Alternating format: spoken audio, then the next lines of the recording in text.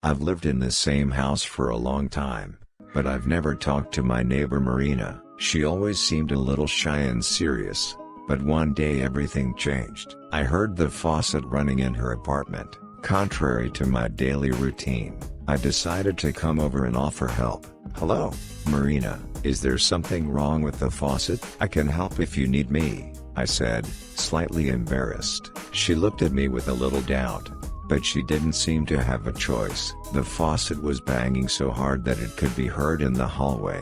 "Hello." "Yes, thank you.